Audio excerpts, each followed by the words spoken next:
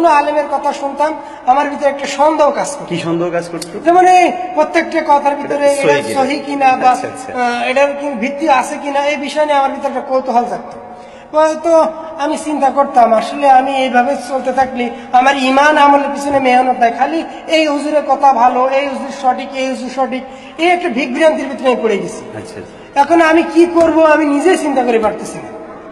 যাচাই করা শুরু করলাম, বিভিন্ন হুজুরের কাছে যাই যাচাই করা শুরু করলাম, দেখতেছি আমার ইমান আমল তো নষ্ট হয়ে যেতেছে, আমার আমলের কোনো খোঁজ নাই, প্রত্যেকটা আমলের যে গুরুত্ব ওই গুরুত্ব আমার ভিতরে আস্তে আস্তে কমে যাচ্ছে। हमारा दारुल उलूम जामिया मोहम्मदिया के बहुत बड़े आलिम मसल के अहले हदीस के जामिया मस्जिद बिलाल अहले हदीस गाजी मनारा, आज उन्होंने अल्हम्दुलिल्लाह अहले सुन्नत का मदद कबूल किया और उन्होंने अपनी मसल में क्या दिया।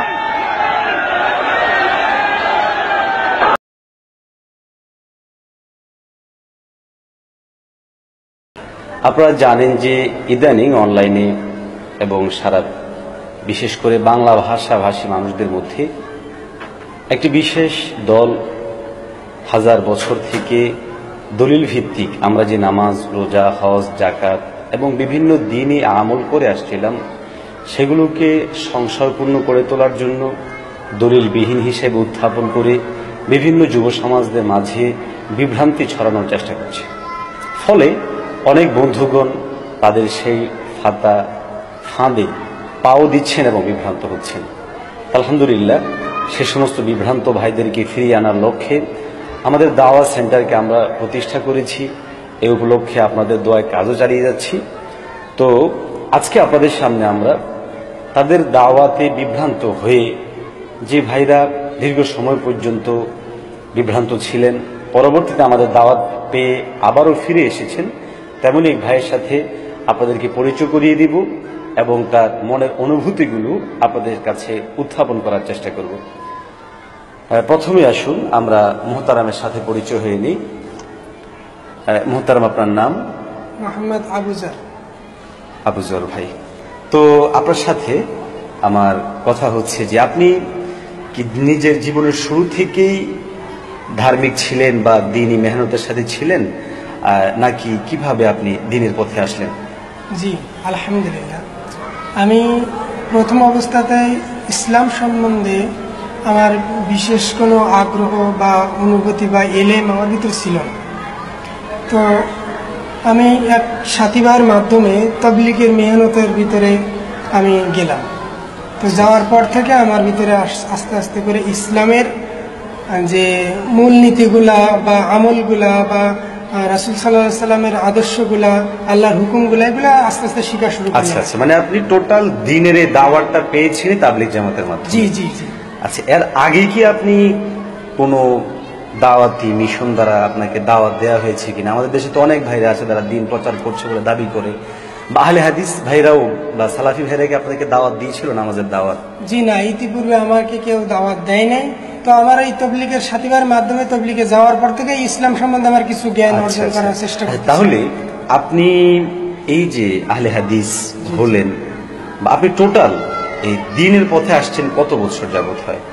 আমি 2010-এ প্রথম অবস্থাতেই আমি ঢাকা থেকে সিল্লাই বেরোইছিলাম আর কি, তখন থেকে আর কি আমি দ্বীনের পথে আসা। আচ্ছা, আপনি এই দ্বীনের পথ থেকে আবার কিভাবে এবং কত সালে আপনি আহলে হাদিস হয়ে যান, কিভাবে হয়ে যান?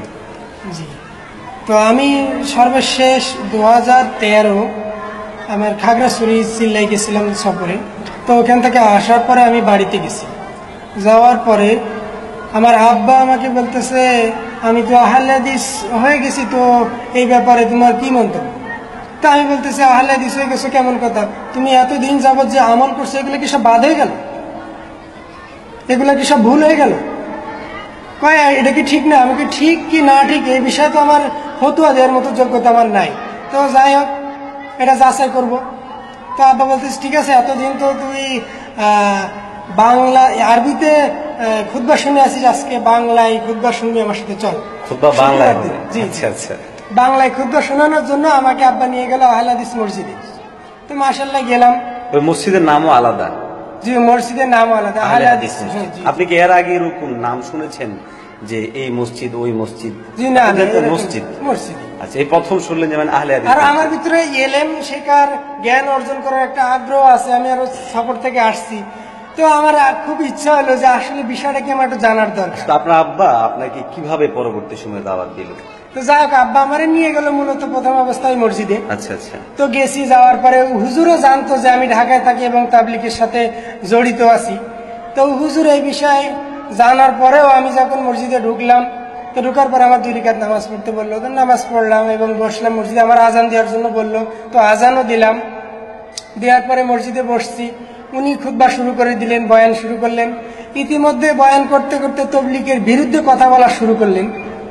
সেটা বলতেছে যে তবলিগের যে মেহনতটা, তবলিগের যে একটা স্বপ্নে পাওয়া ধর্ম, ওইটাকে স্বপ্নে পাওয়া ধর্ম বলতেছে, যে এটা মুজাফফর বিন মুহসিনের বক্তব্যের ভিতরে পাওয়া যায়। আচ্ছা। উনি এমন ভাবে বলে যে, কিন্তু প্রথমে আমি যে মসজিদে গেছি উনি এইভাবে বলতেছিলেন যে তবলিগে যারা মেহনত করতেছে বেশিরভাগ 100-র ভিতরে 80% লোক মূর্খ এবং জাহেল, যারা এলেম নাই, ইসলাম সম্বন্ধে কোনো জ্ঞান নাই, তারাই মেহনতের সাথে জড়িত। এক কথায় তারা মূর্খ।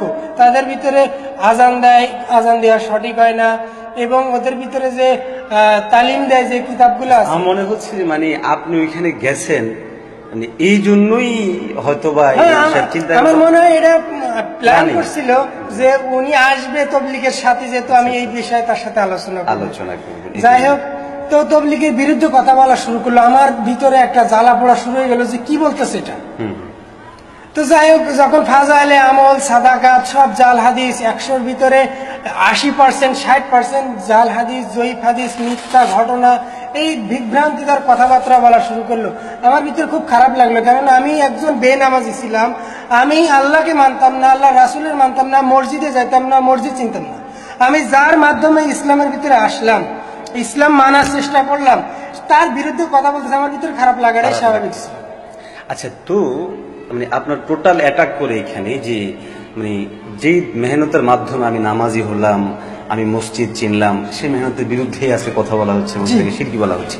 আচ্ছা, এর পরেও কিভাবে আপনাকে তারা এইভাবে? হ্যাঁ, এর পরেও তখন আমার একটা হুজুরে একটা বই দিল, মুজাফফর বিন মুহসিনের জাল হাদিসের কবলে হুজুর সাল্লাল্লাহু আলাইহি ওয়াসাল্লামের সালাত, এই বইটা দিল। আর আমার আব্বা 4GB একটা মেমোরি পুরা ডাউনলোড করা আহলে হাদিসের বড় বড় যে হোতা যারা আছে আর কি, যারা বক্তব্য দিয়ে বেড়ায় মাঠে, তো এদের যে বয়ানগুলো আসছিল, ওই বয়ানগুলো আমি নিয়মিত শোনা শুরু করলাম। শুনতে শুনতে এক পর্যায়ে ওদের বয়ান শুনলে আমি যেন আরো আস্তে আস্তে ওদের কথাবার্তায় আকৃষ্ট হইতে যেতেছি। আচ্ছা আচ্ছা। এমনকি সে যে সমস্ত বর্তমানে আমরা যারা অনুসরণ করি, যে সমস্ত হুজুরদেরকে, আলেম ওলামাদেরকে, এবং যাদের বক্তব্য শুনে আমরা আমল করার চেষ্টা করি, তাদের বিরুদ্ধে কথাবার্তা, যে তারা শিরকি আমল করে, বেদাতি আমল করে, তাদের কথার দ্বারা মানে আমার ভিতরে একটা সন্দেহ চলে আসলো যে তারা কি বলতেছে। বলতেছে ওরা শিরক এবং বেদাতের ভিতরে ডুবে আছে, ওদেরটা মানা যাবে না, ইত্যাদি ইত্যাদি। মানে আপনাকে একটা বই দিল আর হচ্ছে একটা মেমোরি কার্ড ধরাই দিল। আর তাদের কথার মধ্যে বোঝা গেল যে বর্তমান আলেমরা যারা আছে সবাই বেদাতি, সবাই শিরকের সাথে যুক্ত বা ইত্যাদি কথাবার্তা বলতে লাগলো। আচ্ছা, তাহলে এই যে তারা এই সমস্ত কথাবার্তাগুলো বললো তাবলিগ জামাতের বিরুদ্ধে, তাবলিগ জামাতের বিরুদ্ধে যে তারা বলে, এইটার পিছনে আপনার কি মনে হয় যে আসলে এই জামাতের পিছনে কেন তারা? আরো তো বহু জামাত আছে, কিন্তু এই জামাতটার পিছনে তো না লাগার কথা, কারণ এটা একটা দাওয়াতি মেহনত, সারা বিশ্বে কাজ করে যাচ্ছে। না, উনারা বলে কি এটা তো স্বপ্নে পাওয়া ধর্ম, এটা মানা যাবে না। মানে এটাকে নতুন একটা ধর্ম তারা বলতেছে। ইলিয়াস রহমাতুল্লাহ আলাই উনি স্বপ্নে যোগে যা যা দেখছেন সেগুলা মানুষের কাছে প্রচার করছে, আর সেইভাবে দাওয়াতের মেহনত চালু হয়েছে, যার কারণে এটা মানা যাবে না, এটা বেদাত। আচ্ছা আচ্ছা, লা হাওলা ওয়ালা কুওয়াতা ইল্লা বিল্লাহ। তো আচ্ছা, আপনার কাছে আরেকটা প্রশ্ন, সেটা হচ্ছে যে আপনি তো একটা পর্যায়ে হানাফি ছিলেন, তো হানাফিদের কি কি জিনিস তারা মানে আপনাদের সামনে তুলে ধরেছে যেগুলো ভুল ত্রুটি, এই ধরনের কি? তাদের মূল থিওরি হলো গিয়া যে মাযহাব মানতে হবে। কেন মাযহাব মানার কোনো প্রয়োজন নেই, কোরআন এবং হাদিস মানলে হয়ে যাবে, কেননা মাযহাব তো আসছে 400 বছর পরে। আচ্ছা আচ্ছা। তো এই মাযহাব মানার কোনো দরকার নাই। তো আমি আমার চিন্তাধারা চিন্তা করলাম যে মাযহাব মানা যাবে না, ভালো কথা, কোরআন হাদিস মানতে হবে, এটাও সঠিক কথা। আমি যে কোরআন হাদিস মানবো, কোরআন এবং হাদিস সম্বন্ধে আমার তো জ্ঞান নেই, তো আমার যে কোনো একজনের অনুসরণ করতে হবে। যদি আমি এই হুজুরদের না মানি তো আহলে হাদিস হুজুরদের মানতে হবে। আপনার মধ্যে কাজ করলো যে এটাই, যে ওরা যদি আমাকে দাওয়াত দিচ্ছে তুমি হানাফি হও না, আহলে হাদিস হয়ে কোরআন হাদিস অনুসরণ করো। জি জি জি। কিন্তু আপনি তো কোরআন হাদিস আসলে আপনি বুঝেন না, পড়তেও পারেন না। জি। যতটুকু পারতেন সেটা তাবলীগ জামাতে গিয়ে হয়তো বা জি, জি। করা। আচ্ছা, এই যে আপনি কত বছর যাবত ওই দলভুক্ত ছিলেন? আমি ওই দলে প্রায় 2 বছরের অধিক, 2 বছর থেকে আরো কিছুদিন বেশি হবে আর কি। আচ্ছা, 2 বছর থেকে কিছু বেশি সময় আপনি ওই দলের মধ্যে ছিলেন। আচ্ছা, তো ওই দল থেকে আবার আপনি কিভাবে ফিরে আসতে শুরু করলেন? ওই দল থেকে আসলে আমার এক সাথী ভাই ছিল, আমার সাথে খুবই ভালো একটা ঘনিষ্ঠতা সম্পর্ক ছিল, বন্ধু। তো উনি বলতেছে যে আমার সাথী ভাই আস্তে আস্তে এই তবলিগের মেহনত থেকে আলাদা হয়ে গেল, আস্তে আস্তে সে তবলিগের মেহনত থেকে দূরে চলে গেল। জি, জি। তো তার ভিতরে একটু খারাপ লাগলো আচ্ছা। যে বিষয়টা কি, আমি একটু খোঁজ নিয়ে দেখি। তো খোঁজ নিয়ে দেখে যে আমি মাশাআল্লাহ তাবলিগের বিরুদ্ধে কথা বলা শুরু করছি। তো উনি বলতেছে আসলে তুমি ভুলের ভিতরে আছো, তুমি আমার সাথে একদিন চলো। আপনি কি আবার তাকে দাওয়াত দেন না? অবশ্যই অবশ্যই, আমি তাকে বলছি যে আমি তোমার সাথে যাইতে পারি, হুজুরের কাছে যাব, তুমি যেখানে নিবে আমি সেখানে যাব, কিন্তু শর্ত হলো আমার সাথে একদিন আমি আহলে হাদিসের হুজুরদের কাছে নিয়ে যাব, তোমার যাইতে হবে, তারপরে আমি যাব। তো বললে ঠিক আছে আমি যাব। তো আপনার কাছে তো এলেম নেই, না। তো ওরা বলে যে তাবলীগ জামাত এরা মুরুক্ষরা করে, মুরুক্ষরা করবে না, তো আসলে মাইন্ড করবেন না। আপনিও তো এক দৃষ্টিকোণ থেকে যেহেতু কোরআন হাদিসে এলেন না, আপনিও তো মূর্খ। অবশ্যই। আপনাকে দিয়ে তারা দাওয়াতি কাজ কিভাবে করাতো, এটার কি যুক্তি তারা দিবে? এইটা আর আপনি দাওয়াতটা কিভাবে দিতেন? আমি দাওয়াতটা আসলে অনেকে দেখা যায় বাংলা একটা বোখারি দিয়ে দেয়, জি, বা জি। ওদের শাইখদের লেখা বই দিয়ে দেয়, হ্যাঁ, বা ওদের মূল একটা- থিওরি হলো এগুলা যে আমি যেহেতু মুখ দিয়ে দাওয়াত না দিতে পারি, জি, জি। ওনাদের যে লেখা বইগুলো আছে এইগুলা যদি আমার সামর্থ্য থাকে আমি বেশি বেশি করে কিনে আমি মানুষের কাছে প্রচার করবো, এটাই দাওয়াতের নিয়ম। আচ্ছা আচ্ছা, তাহলে আপনি ফিরতে শুরু করলেন আপনার বন্ধুর মাধ্যমে। আপনার জি, জি। বন্ধু কি কি করলো, সে আপনাকে বুঝালো, বুঝিয়ে নিয়ে আসলো। প্রথমে আমি তাকে নিয়ে গেছিলাম। ও, আপনি তাকে নিয়ে গেছেন? জি জি, আমি তাকে আচ্ছা, নিয়ে আচ্ছা। গেছি 12 নম্বর মসজিদে। তো মাশাআল্লাহ ওই দিনকে নিয়ে যাওয়ার পরে আমার সাথে 2 বন্ধু ছিল আর আমি ছিলাম, মোট 3 জন ছিলাম আমরা এখানে। ওই 2 বন্ধু কি আলেম ছিল নাকি আপনার মতোই? না, আমার মতো ওই তাবলীগের মেহনতের সাথী ভাই আর তো কি। তাদের সাথে ওই যে আলেমদের সাথে আপনি কথা বলায় দিলেন, ওই আলেমরা কি আপনার ওই সাথী ভাইদের কথা উত্তর দিতে পারছে? উত্তর দিতে পারছে বলতে ওখানে যে খতিব সাহেব ছিল উনি ছিল না, কিন্তু ওখানকার এক মাওলানা ছিল, উনি ওখানে আর কি ইফতা পড়তেছিল বা এই কোরআন হাদিস বিষয় নিয়ে গবেষণা করতেছে, পড়াশোনা করতেছে। তো উনার কাছে প্রশ্ন করা হলো, বললো যে মাযহাব মানার দরকার নেই, মাযহাব বিষয় নিয়ে আলোচনা হয়েছিল। তো বলতেছে তাহলে আমি কার ইত্তেবা করবো? তো এই বিষয়ে বলতেছে ইত্তেবা কাই, কোরআন হাদিস মানলে হবে। তো কোরআন হাদিস তো আমি পড়তে জানি না, আমি কাকে ইত্তেবা করবো? আচ্ছা আচ্ছা। এই যে তারপরে গিয়া এই যে পীর মুরিদি বিষয় নিয়ে আলোচনা হলো। কোনো পীর মুরিদি মানাই যাবে না, এগুলা তো ইসলামের ভিতরে নাই, পীর মুরিদি চলবে না, এগুলো তো শরীয়তের বাইরে, এগুলো তো মানুষের এখন বর্তমান তো আপনার ওই বানাইছে। বন্ধু যখন ওই আলেমকে প্রশ্ন করলো যে হুজুর আমরা তো কোরআন হাদিস সরাসরি মানার জন্য আপনি বলছেন, তো আমরা তো সরাসরি কোরআন হাদিস পড়তে জানি না, তাহলে আমরা কিভাবে মানবো? এটা একটা যৌক্তিক প্রশ্ন, তাই না? তখন ওই আলেম কি জবাব দিলেন? বলতেছে যে এখন শিখতে হবে, একই কথা। এখন তাহলে জি যেমন একজন রিক্সাওয়ালা, সে দিন মজুর করলে তার সংসার চলে, এখন সে কিভাবে এলেম শিখবে? তার পিছনে এলেম শিখতে হলে একজন মাওলানা হইতে হলে 10 থেকে 12 বছর, আর মুফতি হতে গেলে 16, 17 বছর, 18 বছর লেখাপড়া করা লাগে। আর রিক্সাওয়ালা সংসার চালাবে না, লেখাপড়া করবে সে কিভাবে? একজন অনুসরণ যদি না করে, কোনো ব্যক্তিকে যদি অনুসরণ না করে, সে কোনোদিন আল্লাহর নৈকট্য লাভ করতে সম্ভব হবে বলে আমার মনে হয় না। তাইলে আপনি ফিরে আসতে শুরু করলেন আপনার ওই বন্ধুর মাধ্যমে, এরপর আপনি আমার কাছে আসলেন। জি জি জি। তো আসার পরে মানে আপনি কিসের উপর ভিত্তি করে আবার ফিরতে শুরু করলেন? আমি আসলে যখন দেখলাম যে ওদেরটা সব ঠিক, কোরআন হাদিস অনুসারী তারা আমল করে, তো আমার ভিতরে একটা কৌতূহল জাগলো, যারা মাযহাবে অনুসরণ করে তারা কি কোরআন হাদিসের বাইরে নাকি? আচ্ছা। এটা আমার জানতে হবে, এটা কৌতূহল জাগলো।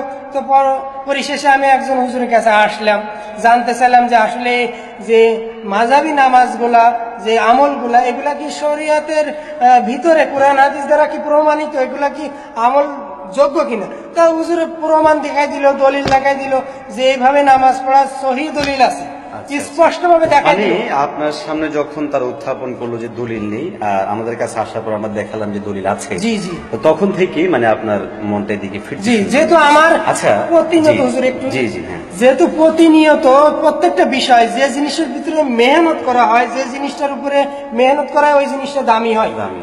তো ঠিক আমার ইমান আমলের পিছনে যখন আমার মেহনত ছিল, তখন আমার ইমান আমল বাড়তো, আমলের জজবা আমার ভিতরে একটা তৈরি হইতো। যখন আমি এই তবলিগের মেহনত থেকে বিরোধী হইলাম, হ্যাঁ। তখন আস্তে আস্তে যখন আমি আহলে হাদিসের অনুসারী হইলাম, তো আস্তে আস্তে আমার ভিতরে কেমন একটা হাই হতাশ মানে আপনার মধ্যে আহলে হাদিস হওয়ার পরবর্তী অবস্থা আপনি বয়ান করছেন, মানে কেন আপনি আবার ফিরে আসতে চাচ্ছেন, মনের মধ্যে আকাঙ্ক্ষাটা কি জন্য আপনার মনে আকাঙ্ক্ষা তৈরি হলো যে আমি ফিরে আসতে হবে? আর আহলে হাদিস অবস্থায় থাকা অবস্থায় আপনার মধ্যে কি কি জিনিস কাজ করতে? আহলে হাদিস থাকা অবস্থায় আমার ভিতরে যে সব থেকে বেশি যে জ্বালা পড়া হইতো সেটা হলো 1 নম্বর হলো যে আমি যে আমল করতাম, আমলের ভিতরে একটা তৃপ্তি বা একটা আমল করার পর একটা শান্তি বা অনুভব হয়, যেটা ভালো লাগার, এই অনুভবটা আমার ভিতরে পাইতাম না। ভালো লাগে যেমন এটা যে একটা সন্দেহ কাজ করতো, যে কোনো আলেমের কথা শুনতাম আমার ভিতরে একটা সন্দেহ কাজ করতো। কি সন্দেহ কাজ করতো? যেমন এই প্রত্যেকটা কথার ভিতরে সহি কিনা বা এটার ভিত্তি আছে কিনা, এই বিষয় নিয়ে আমার ভিতরে একটা কৌতূহল থাকতো। তো আমি চিন্তা করতাম আসলে আমি এইভাবে চলতে থাকলে আমার ইমান আমলের পিছনে মেহনত নাই, খালি এই হুজুরের কথা ভালো, এই হুজুর সঠিক, এই হুজুর সঠিক, এই একটা বিভ্রান্তির ভিতরে পড়ে গেছি। এখন আমি কি করব আমি নিজেই চিন্তা করে পারতেছি না। যাচাই করা শুরু করলাম, বিভিন্ন হুজুরের কাছে যাই যাচাই করা শুরু করলাম, দেখতেছি আমার ইমান আমল তো নষ্ট হয়ে যেতেছে, আমার আমলের কোনো খোঁজ নাই, প্রত্যেকটা আমলের যে গুরুত্ব, ওই গুরুত্ব আমার ভিতরে আস্তে আস্তে কমে যাচ্ছে। আপনি তো অনেক আহলে হাদিস মসজিদে নামাজ পড়েছেন, আর আমাদের হানাফি মসজিদেও বিভিন্ন সময় নামাজ পড়েছেন, তাবলিগ জামাতের ওইখানেও ছিলেন। তো অনেকেই আর কি ইদানিং বলার চেষ্টা করছে যে আমরা আহলে হাদিসদের সমালোচনা করছি, তাদের বিভিন্ন বিষয় তাদের সামনে তুলে ধরছি। আসলে কি আমাদের মধ্যে এটা বেশি হচ্ছে নাকি ওনাদের মধ্যে এটা বেশি হয়? আমি 100% শিওর যে ওরা মনে করে ওদেরটাই সঠিক, বিশেষ করে ওদেরটা সঠিক যখন মনে করতেছে তখন বাইরে যত মুসলমান উম্মত আছে তাদেরকে খারাপ বলে তাদেরটা ঠিক না, এইভাবে তিরস্কার করে বলতেছে।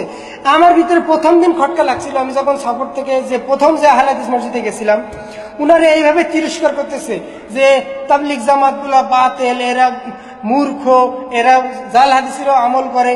এই কথা শুনে আমার ভিতরে একটা জিনিস কাজ করলো যে এখানে আল্লাহ রাসূল বলতেছে যে তোমরা মুসলমান ভাইয়ের দোষ ত্রুটি গোপন করো, ইনি দিয়ে প্রকাশ করতেছে, উম্মতের ভিতরে একটা ফাটল সৃষ্টি করছে। আপনি তো তাবলিগ জামাতে দীর্ঘ সময় ছিলেন, এই মেহনতের মধ্যে কি আপনি কখনো শুনছেন যে কোনো দলের বিরুদ্ধে বলতে?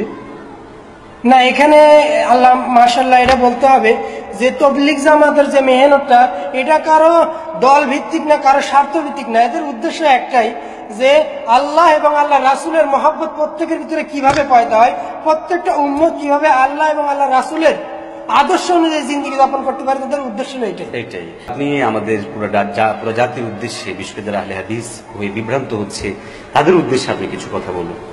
জি আলহামদুলিল্লাহ, আমি বলতে চাই যে আহলে হাদিসের যারা বক্তব্য শুনতেছে বা আহলে হাদিসের বক্তব্য শুনে যারা আকৃষ্ট হইতেছে, ভাই আমি তাদেরকে করজোড়ে আবেদন জানাই যে খুব সাবধান, ওদের কথা যদিও আপনার কাছে ভালো লাগে কিন্তু এটা আপনি যাচাই না করে কথার উপরে আমল করার চেষ্টা করেন না, আমার মতো ধোকা খাই যাবেন। এই জন্য আমার মতো ধোকা আপনারা না খান, এই জন্য প্রত্যেকটা কথা শোনার পরে আপনি নিকটতম যত যারা আলেম আছে, মুফতি আছে, তাদের কাছ থেকে পরামর্শ করেন, তাদের কাছ থেকে যাচাই করেন আমি কি এই কথার উপরে আমল করতে পারি কিনা, আর এই কথা ঠিক কিনা। আপনি যাচাই না করে আমার মতো যেন একদম এক পেশি হয়ে যেন আমল করেন না, তাহলে কিন্তু ধরা খেয়ে যাবেন। এতক্ষণ পর্যন্ত আমরা এ ভাইয়ের বক্তব্য শুনলাম, তো ওনার বক্তব্য শুনে আমাদের যেটা বুঝে আসলো যে আসলে তারা যখন বক্তব্য দেয় ওই বক্তব্যগুলো এমনভাবে উত্থাপন করার চেষ্টা করে যে আমাদের বিভিন্ন ইয়াং যুব সমাজ তখন বাধ্য হয়েই